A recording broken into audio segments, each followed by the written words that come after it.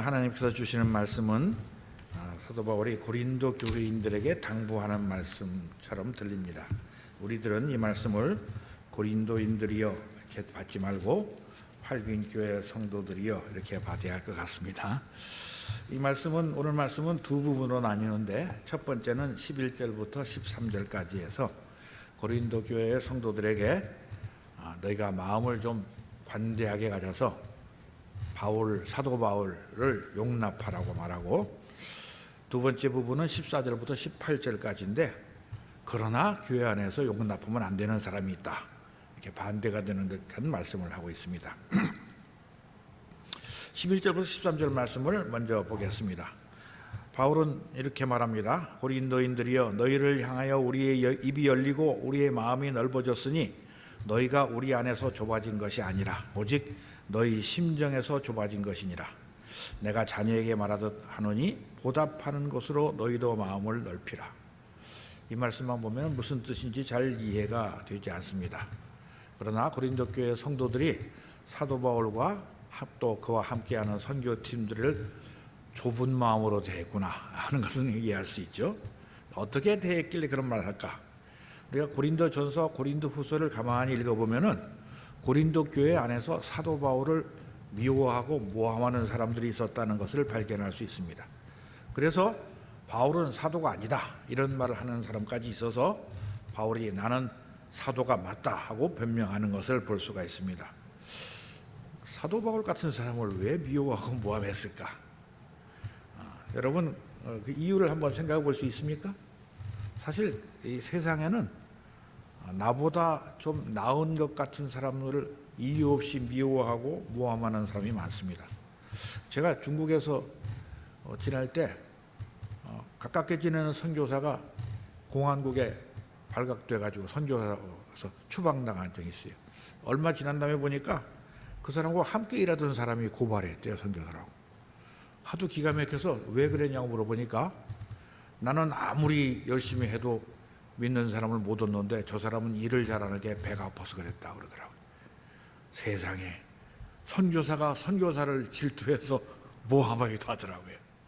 그래서 초대교회 안에서도 고린도 교회에서도 아마 바울을 모함했던 것 같습니다. 왜, 뭐라고 모함했냐?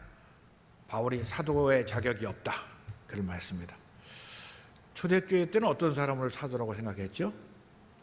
사도 바울 빼고는 예수님이 처음 지상사역을 시작하실 때 처음부터 같이 예수님과 함께 했던 사람이 사도의 자격이 있다, 그렇게 여겼습니다. 그래서 우리가 사도행전 1장에 보면은 이제 예수님께서 승천하신 직후에 남은 성도들이 모였을 때 베드로가 이렇게 말합니다. 우리 사도행전 1장 21절, 22절 말씀을 한번 같이 보겠습니다. 가룟 유다가 죽고 없어졌기 때문에 사도를 한 사람 뽑아야겠다는 생각을 한 베드로가 이렇게 말합니다. 사도행전 1장 21절, 22절입니다. 이러함으로 요한의 세례로부터 우리 가운데에서 올려져 가신 날까지 주 예수께서 우리 가운데 출입하실 때 항상 우리와 함께 다니던 사람 중에 하나를 세워 우리와 더불어 예수께서 부활하심을 증언할 사람이 되게 하여야 하리라. 그렇게 하면서 그들이 기도하고 뽑은 사람이 마띠아라는 사람을 뽑았습니다. 이 조건에 따르면 사도 바울은 사도가 될 자격이 없습니다.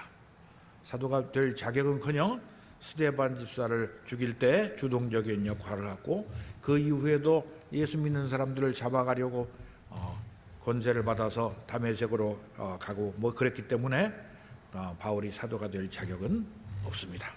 그런데 사도 바울은 주님이 나를 부르셨다고 변명을 합니다. 우리 고린도전서 9장 1절에서 6절 말씀을 보겠습니다.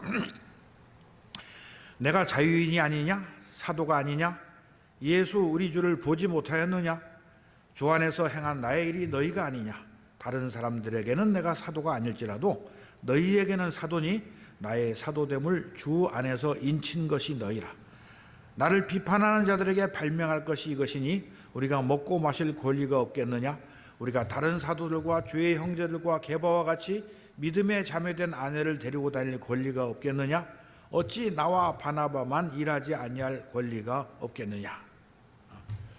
고린도 교회는 사도 바울이 개척해서 세운 교회이기 때문에 적어도 고린도 교회에서는 그 말하면 안 된다. 그런 한 것 같습니다. 우리는 예수님께서 다메섹으로 가던 바울을 불러서 친히 사도로 세우셨는 그를 이방인과 임금들과 이스라엘 자손들에게 복음을 전하는 사도로 세우신 것을 잘 알고 있습니다. 그래서 아마 이 고린도 교회에서는 베드로나 다른 사람들은 와서 교회에서 사례비를 받는데 바울은 사례비도 안 받으니까 사도 자격이 없다, 또 그랬던 모양입니다. 그래서 사도 바울이 내가 왜 받을 권리가 없느냐? 그냥 교회의 유익을 위해서 폐를 끼치지 않으려고 안 받았을 뿐이다 말합니다. 고린도 후서에서도 그 말을 다시 한번 하는데 우리 고린도후서 11장 5절에서 9절 말씀 보겠습니다. 나는 지극히 크다는 사도들보다 부족한 것이 조금도 없는 줄로 생각하노라. 내가 비록 말에는 부족하나 지식에는 그렇지 아니하니 이것을 우리가 모든 사람 가운데서 모든 일로 너희에게 나타내었노라. 내가 너희를 높이려고 나를 낮추어 하나님의 복음을 값없이 너희에게 전함으로 죄를 지었느냐? 내가 너희를 섬기기 위해서 다른 여러 교회에서 비용을 받은 것은 탈취한 것이라. 또 내가 너희와 함께 있을 때에 비용이 부족하였으되 아무에게도 누를 끼치지 아니하였음은 마게도냐에서 온 형제들이 나의 부족한 것을 보충하였음이라. 내가 모든 일에 너희에게 폐를 끼치지 않기 위하여 스스로 조심하였고 또 조심하리라. 바울은 고린도 교회에 폐를 끼치지 않으려고 다른 교회 교인들이 돕는 것으로 생활을 하면서 복음을 전했던 것입니다.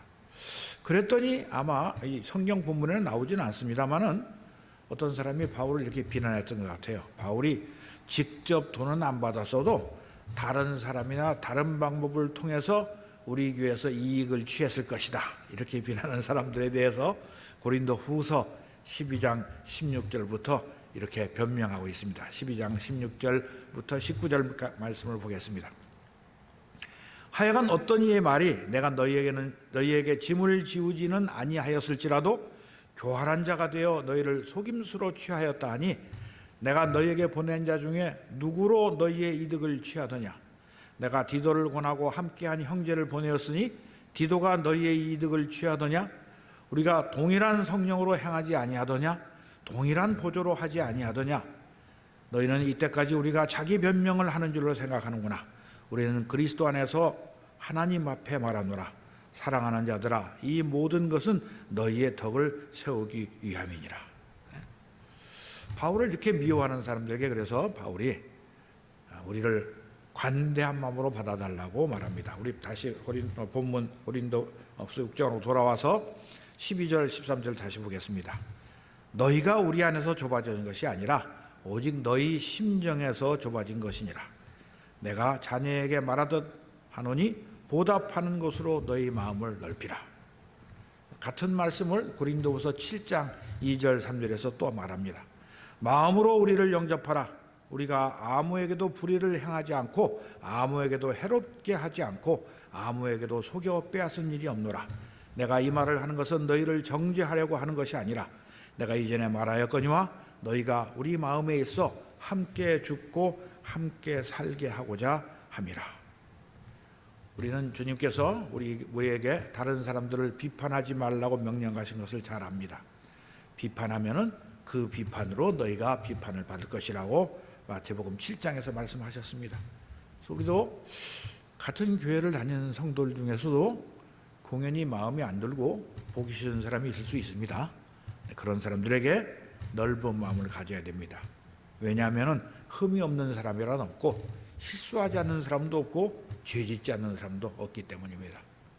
특히 바울과 같은 주님이 세우신 종을 비난하는 일은 아주 조심해야 됩니다. 왜냐하면 로마서 14장 4절에 이렇게 말씀하고 있어요. 남의 하인을 비판하는 너는 누구냐? 그가 서 있는 것이나 넘어지는 것이 자기 주인에게 있음에 그가 세움을 받으리니 이는 그를 세우시는 권능이 주께 있음이라. 하나님께서 세우신 종을 비판하는 일은 대단히 위험한 일입니다. 하나님을 비판하기 때문에. 다행히 우리 할빈교회는 그런 분이 안 계신 것으로 제가 알고 있어서 참 감사하게 생각합니다. 그러나 우리가 다른 성도들을 볼 때도 저 사람은 믿음이 왜 저래? 한심하게 느껴질 때가 있습니다. 인격이 성숙하지 못한 사람도 있고 믿음이 어린 사람도 있습니다. 우리는 그런 사람들을 볼 때마다 마음을 넓혀서 용납해야 됩니다. 그래서 사도 바울은 에베소서 4장 1절부터 3절까지 해서 이렇게 말합니다. 그러므로 주 안에서 갇힌 내가 너희를 권하노니 너희가 부르심을 받은 일에 합당하게 행하며 모든 겸손과 온유로 하고 오래 참음으로 사랑 가운데 서로 용납하고 평안에 매는 줄로 성령이 하나 되게 하신 것을 힘써 지키라. 하나님께서는 우리를 부르셔서 성령으로 하나가 되게 하셨습니다. 그래서 우리가 주 안에서 서로 사랑해야 되지 서로 흉보고 비난하고 당을 지어 싸우면 안 되는 것입니다. 우리가 아직도 죄로 오염된 몸에서 벗어나지 못했기 때문에 남을 사랑하는 일은 잘 못하고 흉보고 싸우는 일은 참 잘합니다. 그래서 우리가 경건의 훈련이 필요한 것입니다. 우리 마음에 어떤 마음을 품어야 됩니까? 예수님의 마음을 품어야 됩니다. 예수님께서 어떻게 겸손하게 이 세상에 오셔서 죽도록 아버지께 충성하셨는가를 바라봐야 됩니다. 우리는 예수 그리스도의 겸손과 온유를 본받아야 됩니다. 그래서 바울은 골로새서 3장 12절부터 15절까지 이렇게 말합니다. 그러므로 너희는 하나님이 택하사 거룩하고 사랑받는 자처럼 긍휼과 자비와 겸손과 온유와 오래 참음을 옷 입고 누가 누구에게 불만이 있으면 서로 용납하여 피차 용서하되 주께서 너희를 용서하신 것 같이 너희도 그리하고 이 모든 것 위에 사랑을 더하라. 그리스도의 평강이 너희 마음을 주장하게 하라. 너희는 평강을 위하여 한 몸으로 부르심을 받았나니 너희는 또한 감사하는 자가 되라. 보기 싫은 사람을 용납하고 사랑하는 게 쉽지 않습니다. 정말 긍휼과 자비와 겸손과 온유와 오래 참음이 필요합니다. 이런 성품이 우리 안에는 없었죠. 하나님의 성령이 우리 안에 들어오셔야 이런 성품을 우리가 얻을 수 있는 것입니다. 제가 중국에 1991년에 가서 거기 공산당들하고 병원을 세웠는데 그 당시만 하더라도 중국이 개방도 안 되고 국교도 없고 그런 시절이라 중국 공산당들은 외국인들하고 이렇게 만나서 외국인을 속여서 돈을 뺏으면은 정부가 표창하고 승진시켜준 시절입니다. 제가 거기 있는 연변대학과 합작해서 병원을 세우는데 연변대학 총장, 부총장, 각 처장들이 모여서 회의를 했답니다. 한국에서 웬 바보가 와가지고 병원을 지어준다고 그런다. 그러니까 우리가 잘 얼리워서 속여 먹어서 돈은 뺏고 쫓아내자. 그렇게 결의를 했답니다. 그러니까 합작 계약을 하는데 뭐 일이 되는 게 없어요. 말만 하면 거짓말이고 약속을 하면 또 깨뜨리고 계약서를 10번 고쳤었는데 보니까 또 거짓말을 했어요. 정말 너무 화가 나서 제가 밤에 숙소에 들어와서 기도를 했습니다. 하나님 아버지, 원수를 사랑하라고 오셨는데 제가 이 공산당은 사랑 못하겠습니다. 저 더 못하겠습니다. 한국에 돌아가랍니다. 그렇게 기도했더니 하나님께서 제 귀에 대고 이렇게 말씀하시더라고요. 내가 너 같은 죄인도 사랑했다. 그리고 나서 제가 저를 돌이켜봤어요. 이제까지 살아오면서 하나님을 얼마나 거역하고 내 마음대로 살았는가. 주님이 주신 은혜는 모르고 내 욕심만 위하고 나만 위해서 사는 것이 얼마나 많은가 생각해 보니까 참 할 말이 없었습니다. 그래서 제가 다시 회개하고 그들과 또다시 만나서 이제 용납하고 병원을 세웠던 것을 봅니다. 우리가 보기 싫은 사람이라고 배척하면 안 됩니다. 주님이 우리에게 대하여 오래 참으신 것처럼 우리도 형제에 대해서 오래 참아야 됩니다.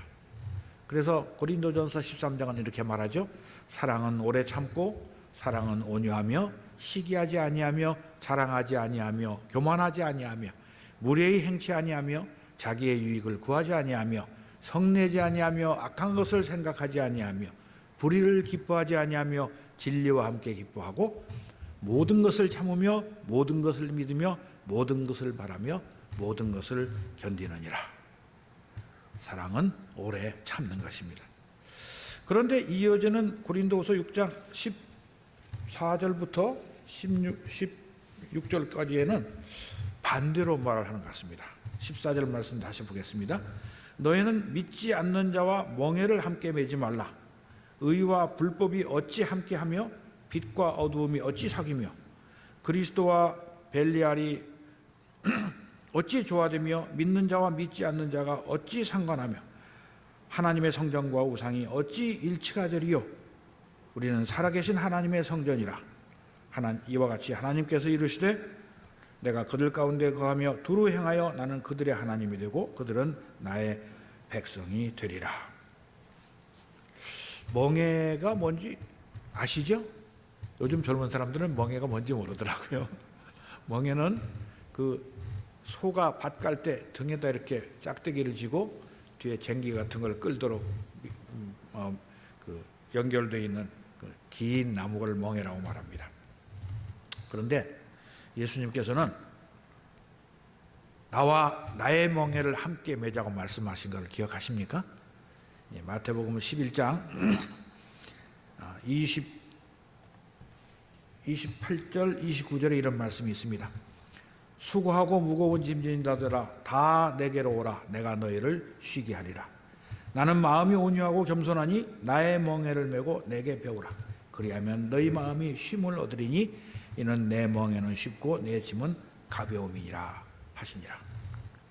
예수님하고는 멍에를 같이 매야 되는데 믿지 않는 자와는 멍에를 같이 매면 안 됩니다. 아마 이것은 교회 안에서 믿지 않는 사람과 같이 살지 말라는 의미도 있지만 세상에서 일하는 것도 마찬가지인 것 같습니다. 세상 사회에서 여러분 믿지 않는 사람과 함께 사업을 하면 어떻게 될까요? 믿지 않는 사람은 돈을 벌기 위해서는 수단 방법을 가리지 않습니다. 우리는 정직하게 해야 되고 바르게 해야 되고 법을 지키면서 해야 됩니다. 그래서 참 어려운 일이 많습니다. 하나님의 성전과 우상이 일치가 될 수 없는 것처럼 그리스도와 벨리알이 같이 할 수 없는 것처럼 우리는 믿지 않는 사람과 같이 일하면 안 됩니다. 여기서 나온 벨리알은 성경의 다른 부분이 없어서 무슨 뜻인지 명확하지 않습니다만 아마 악한 영, 사탄의 세력을 의미하는 것으로 보입니다. 왜 그런 사람들과 함께하면 안 됩니까? 하나님의 성전에는 더러운 것이 들어오면 안 되기 때문에 우리가 하나님의 성전입니다. 그래서 교회 안에 악한 자들이 들어오면 안 됩니다. 오늘 본문 16절 말씀은 레위기 26장 12절을 인용한 말씀인데 레위기 26장 12절은 이렇게 말합니다. 나는 너희 중에 행하여 너희의 하나님이 되고 너희는 내 백성이 될 것이니라. 그리고 17절은 이사야서 52장 11절의 말씀입니다. 너희는 떠날지어다 거기서 나오고 부정한 것을 만지지 말지어다. 너희는 그 가운데서 나올지어다. 여호와의 기구를 매는 자들이여 스스로 정결하게 할지어다. 우리는 교회 안에서뿐이 아니고 세상에 살아가면서도 거룩하고 정결하게 살아가야 됩니다. 하나님께서 이스라엘 백성을 애굽에서 구원하시고 가나안 땅으로 인도하실 때 너희가 가나안 땅에 들어가면 거기 있는 족속들을 진멸하라고 명령하셨습니다. 신명기 7장 1절부터 7절 말씀이 그 말씀입니다. 제가 봉독하겠습니다. 내 하나님 여호와께서 너를 인도하사 내가 가서 차지할 땅으로 들이시고 내 앞에서 여러 민족 헷 족속과 기르가스 족속과 아모리 족속과 가나안 족속과 브리스 족속과 히위 족속과 여부스 족속 곧 너보다 많고 힘이 센 7 족속을 쫓아내실 때에 내 하나님 여호와께서 그들을 내게 넘겨 내게 치게 하시리니 그때 너는 그들을 진멸할 것이라. 그들과 어떤 언약도 하지 말 것이요 그들을 불쌍히 여기지도 말 것이며 또 그들과 혼인하지도 말지니 내 딸을 그들의 아들에게 주지 말 것이요 그들의 딸도 내 며느리로 삼지 말 것은 그가 내 아들을 유혹하여 그가 여호와를 떠나고 다른 신들을 섬기게 하므로 여호와께서 너희에게 진노하사 갑자기 너희를 멸하실 것임이니라. 오직 너희가 그들에게 행할 것은 이러하니 그들의 제단을 헐며 주상을 깨뜨리며 아세라 목상을 찍으며 조각한 우상들을 불사를 것이니라. 너는 여호와 내 하나님의 성민이라. 내 하나님 여호와께서 지상 만민 중에서 너를 자기 기업의 백성으로 택하셨나니 여호와께서 너희를 기뻐하시고 너희를 택하심은 너희가 다른 민족보다 수요가 많기 때문이 아니니라. 너희는 오히려 모든 민족 중에 가장 적으니라. 우리가 듣기에는 하나님께서 너무 잔인하다 하실 정도로 그 가나안 땅에 사는 족속들을 진멸하라고 합니다. 다 죽여 없애라 합니다. 이렇게 심한 명령을 하셨을까? 사실 그들은 죽어 마땅한 사람들입니다. 그뿐 아니라 그들이 남아있으면은 그들이 섬기던 우상을 이스라엘 백성들에게 전해서 이스라엘 민족까지 부패하게 만들 것입니다. 그들이 그 땅에 사는 족속들의 그 영향을 받아서 하나님을 버리고 우상을 섬기면은 이스라엘까지 멸망할 것이기 때문입니다. 결국 이스라엘 민족이 하나님의 명령에 순종하지 않아서 멸망하게 된 것을 우리가 잘 압니다. 우리는 그러면 안 됩니다. 하나님이 친히 우리 아버지가 되셨고 우리는 하나님의 자녀가 되는 권세를 받았습니다. 그러므로 당연히 우리는 거룩해야 됩니다. 교회 안에 가짜 신자, 가짜 선지자가 들어오면 안 됩니다. 빌립보서 3장 2절에서 바울은 이렇게 말했습니다. 개들을 삼가고 행악하는 자들을 삼가고 몸을 상해하는 일을 삼가라. 삼가라 합니다. 사실 초대교회 때부터 지금까지 교회 안에 가짜 신자, 가짜 선교사, 가짜 목사가 없은 적이 없습니다. 우리가 그들을 잘 분별할 수 있어야 됩니다. 거짓 선지자를 어떻게 분별한다고 그랬습니까? 신명기 18장 20절에서 22절까지 해서 이렇게 말합니다. 만일 어떤 선지자가 내가 전하라고 명령하지 아니한 말을 제 마음대로 내 이름으로 전하든지 다른 신들의 이름으로 말하면 그 선지자는 죽임을 당하리라 하셨느니라. 내가 마음속으로 이르기를 그 말이 여호와께서 이르신 말씀인지 우리가 어떻게 알리오 하리라. 만일 선지자가 있어 여호와의 이름으로 말한 일에 증언도 없고 성취함도 없으면 이는 여호와께서 말씀한 것이 아니요 그 선지자가 제 마음대로 한 말이니 너는 그를 두려워하지 말지니라. 구약의 성도들은 선지자가 예언하는 것이 이루어지는지 안 이루어지는지 기다려 봐야 했던 것 같습니다. 우리들은 좀 낫습니다. 왜? 예수님께서 거짓 선지자를 분별하는 법을 가르쳐 주셨습니다. 우리 마태복음 7장 15절에서 20절 말씀 보겠습니다.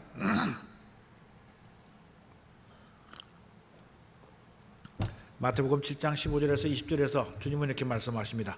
거짓 선지자들을 삼가라. 양의 옷을 입고 너희에게 나오나 속에는 노략질하는 일이라. 그들의 열매로 그들을 알지니 가시나무에서 포도를 또는 엉겅퀴에서 무화과를 따겠느냐. 이와 같이 좋은 나무마다 아름다운 열매를 맺고 못된 나무가 나쁜 열매를 맺나니 좋은 나무가 나쁜 열매를 맺을 수 없고 못된 나무가 아름다운 열매를 맺을 수 없느니라. 아름다운 열매를 맺지 아니하는 나무마다 찍혀 불에 던져지느니라. 그러므로 그들의 열매로 그들을 알리라. 거짓 선지자가 하는 행동을 보고 그들이 어떠한 열매를 맺는 것을 보고 알 수 있습니다. 참된 목자는 어떤 목자입니까? 양들을 위해 목숨을 버리는 목자입니다. 거짓 목자는 어떤 목자입니까? 양을 잡아먹고 자기 배를 불리는 사람들입니다. 그래서 우리는 참된 선지자와 거짓 선지자를 그의 열매를 보고 분별할 수 있는 것입니다. 동시에 우리가 거짓 선지자나 거짓 신자가 되지 말아야 합니다. 하나님의 일꾼으로 부르심을 받은 사람이라도 타락해서 거짓 사도가 되기가 쉽습니다. 바울도 항상 그것을 두려워해서 자기를 내 몸을 쳐 복종하게 하면 내가 남에게 전파된 후에 도리어 버림이 될까 두려워한다고 그랬습니다. 내가 하나님의 복음을 전하고 나서 내가 실수해서 죄를 지어서 하나님께 버림받을까 늘 두려워하며 살아야 됩니다. 진정한 하나님의 자녀, 하나님의 일꾼은 그래서 하나님의 성령으로 봉사하며 그리스도 예수를 자랑하며 육체를 신뢰하지 않는 사람들입니다. 우리가 가짜 선생이나 가짜 목사를 구별하는 제일 좋은 방법은 그 사람이 겸손한 사람인가 교만한 사람인가를 보는 것입니다. 예수 그리스도를 자랑하는 사람은 진짜고 자기를 사랑하는 사람은 나쁜 사람입니다. 가짜입니다. 우리도 마찬가지입니다. 우리는 교회를 다니는 사람들이 아닙니다. 교회에 와서 성령과 진리로 하나님께 예배를 드리고 그리고 교회 문 밖에 나가면서부터 성령의 인도하심을 따라 하나님의 자녀답게 거룩하게 살아야 되는 것입니다. 진정한 예배란 하나님께 찬양과 경배를 드리고 그리고 자기의 일생을 주님께 바쳐서 하나님이 기뻐하시는 거룩한 산 제사로 드리는 것입니다. 교회에서는 하나님을 경외하는 것처럼 보이면서 회사에 나가서는 자기 욕심만 차리는 사람이 되어서는 안 됩니다. 하나님께 드리는 제물은 당연히 거룩해야 되죠. 그래서 본문 17절 18절은 이렇게 말합니다. 그러므로 너희는 그들 중에서 나와서 따로 있고 부정한 것을 만지지 말라. 내가 너희를 영접하여 너희에게 아버지가 되고 너희는 내게 자녀가 되리라.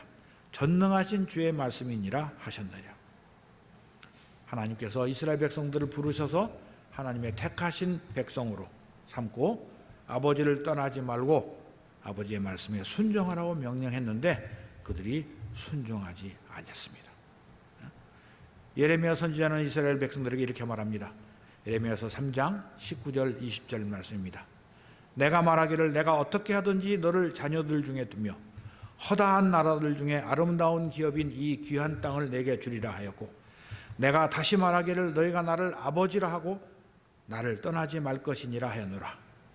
그런데 이스라엘 족속아 마치 아내가 그의 남편을 속이고 떠나감 같이 너희가 확실히 나를 속였느니라. 여호와의 말씀이니라. 그래서 하나님께서는 이스라엘을 심판하시고 신약의 이스라엘, 새 이스라엘 교회를 불러서 새 이스라엘로 삼으셨습니다. 그 하나님께서 이제 우리를 향해서 내가 너에게 아버지가 되고 너희는 내게 자녀가 되리라고 선언하셨습니다. 그런 우리가 아버지를 떠나가면 어떻겠습니까? 큰일 납니다. 절대로 그래서는 안 됩니다. 우리가 하나님께 순종할 때 처음 이스라엘에게 주셨던 그 축복을 우리에게 주실 것입니다. 우리는 하나님이 거룩하신 분인 줄을 잘 압니다. 하나님의 성전도 당연히 거룩합니다. 옛날에는 예루살렘 성전이 거룩했지만 지금은 우리가 하나님의 성전입니다. 고린도전서 3장 16절 17절에서 바울은 이렇게 말합니다. 너희가 하나님의 성전인 것과 하나님의 성령이 너희 안에 계시는 것을 알지 못하느냐? 누구든지 하나님의 성전을 더럽히면 하나님이 그 사람을 멸하시리라. 하나님의 성전은 거룩하니 너희도 그러하니라. 우리가 거룩하게 살아야 됩니다. 세상 사람들처럼 살면 안 됩니다. 세상 사람들이 좋아하는 것을 따라 좋아하고 세상 사람들이 추구하는 이 땅의 부귀영화를 추구해서는 안 됩니다. 우리가 하나님의 나라에 들어갈 사람들입니다. 그래서 우리는 이 땅에서 예수 그리스도를 바라보고 자기를 부인하고 자기 십자가를 지고 주님의 뒤를 따라가야 되는 것입니다. 하나님의 교회를 거룩하게 하고 성령께서 거하시는 우리의 몸을 거룩하게 합시다. 하나님의 명령입니다. 나는 너희의 하나님이 되려고 너희를 애굽 땅에서 인도하여 낸 여호와라. 내가 거룩하니 너희도 거룩할지어다. 매일매일의 삶을 예수님께 드리고 성령의 인도하심에 따라서 거룩하고 성결한 몸으로 우리 주님 예비하신 천국에 들어가시는 여러분 모두가 되시기를 주의 이름으로 축원합니다. 기도하겠습니다. 하나님 아버지 감사합니다. 죄와 허물로 죽을 수밖에 없는 우리들을 독생자 예수 그리스도를 보내주셔서 그의 십자가 피로 우리를 깨끗하게 하시고 그를 믿음으로 말미암아 의롭다함을 얻어 우리에게 영생을 주심을 감사합니다. 하나님 아버지 우리를 불러서 예수 그리스도의 몸된 교회를 세우게 하시고 그 몸의 각 지체가 되게 하시니 감사합니다. 우리 왜 지체가 된 형제들을 사랑하며 용납하게 하시고 믿지 않는 자들은 용납하지 말며 그들을 떠나서 참 하나님과 함께 하나님의 백성답게 하나님의 자녀답게 거룩하고 성결하게 살아가는 우리 모두가 되도록 축복하여 주시옵소서. 예수님의 이름으로 기도하옵나이다. 아멘.